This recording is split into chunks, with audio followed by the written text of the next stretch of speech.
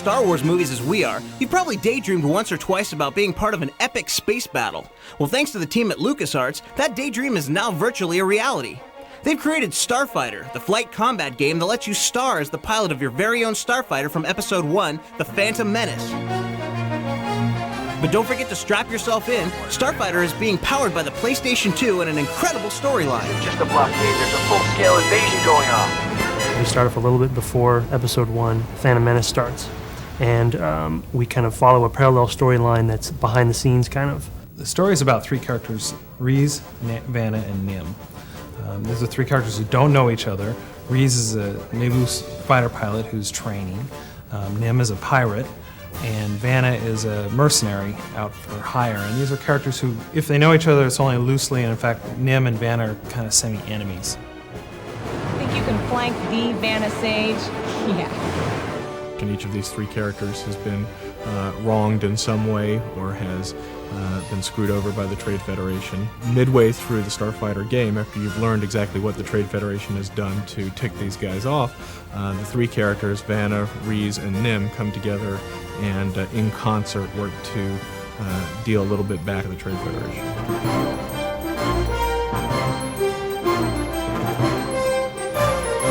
What makes a video game great, besides awesome visuals, are fascinating characters and well-thought-out storylines. Starfighter not only has both, but it goes one step further and intertwines the stories of these three main characters. We're approaching a training minefield. They'll give you a chance to familiarize yourself with your targeting system. And you follow this one pilot, Reese Dallos, kind of through his training, and then his royal escort, and then he kind of gets split off from the events of the movie onto his own storyline. And I think at that point the player is sort of wondering, what are these three characters and what do they have to do with each other? And that's one of the things that we tell through the structure of the game is as a play, they start to go, oh, okay, now I see how these two characters are related, or I see how they're going to come together and they're going to work together towards the ultimate goals. Well, Nim, my know-it-all co-pilot is just taking out the landing platform first.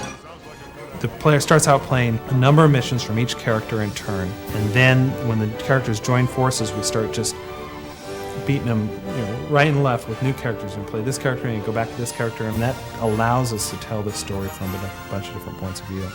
The LucasArts team is no stranger to designing ships for space, and most of the ones in Starfighter are based on designs from the movie. The challenge they had to come up with was a vehicle for Nim and the other pirates. We needed to come up with a whole new line of vehicles that were around the pirates. We wanted them to have a very distinctive look, a cohesive look. And what we came up with is something that looks like 60s hot rods, with cool paint jobs, but then there's Bondo on the side, and there's big giant engines on them. They really are like painting your own car, big flames on the side. They all have their unique look for the character, all kind of metal and over the top, and you can tell that it looks like they all painted their own vehicle.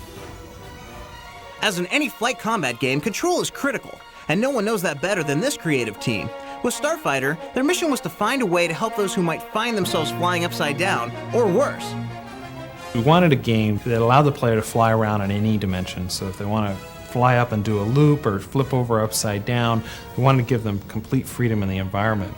But one of the challenges that creates for some players is they'll get upside down and it's difficult for them to get flipped back around.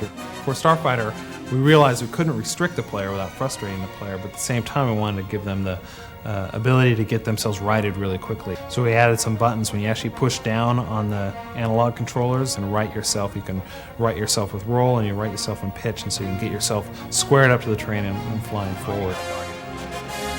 Starfighter is the first PlayStation 2 game from LucasArts. We were interested in knowing what it was like to work with this powerful platform. We were able to throw just enormous amounts of texture and geometry at the screen. And when you look out in these environments that just seem to go on forever, that's just the raw power of the PlayStation.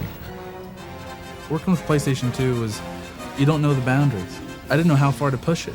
I'm used to doing like Nintendo games and PlayStation games, and there's those barriers that everybody realizes. So I just kind of keep pushing until the programmers tell me to stop.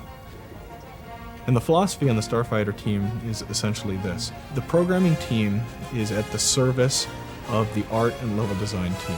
I like to think of it as, we build picture frames. Ultimately, the art team and the level design team makes the picture, and that's the important thing. I how about this size texture? What about this geometry count? Can we have particle systems, and what kind of effects can we have? And it almost seemed limitless. In the past, you really had to worry about the number of particles you had in a particle system. These days, I mean, you can put a lot of particles up there and not really worry too much about slowing the game down. In fact, that's kind of a danger, of course. I mean, you want to make sure that you're not just saying, oh, well, I can draw a million particles, why don't I? I mean, it all has to be in service of the gameplay, and it all has to be done in a context that it makes sense. And so what that really implies is we need to do everything we can to take all this tremendous power that we've got with the PlayStation 2 and put it into the hands of the artists, put it into the hands of the level designers, expose that stuff in a generic and flexible way. And you know, we suspected that if we did that well, we'd be surprised. And were we ever? Man all defenses, prep the transport for evac. Hustle! Affirmative. Hostiles approaching from orbit. We've got landers, 12 o'clock high. We have a pirate base mission, Janim Pirate Base, which is inside of a double impact crater.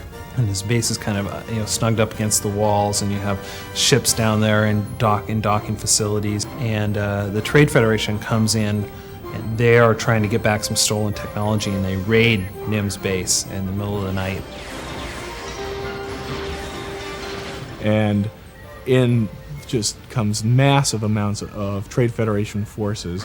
It's very clear very quickly that, of course, the pirate base is not going to survive, and at that point it becomes an extremely hectic, frantic scramble to get people out of that base as quickly as possible. It's dark, you see lit up buildings, you see lights.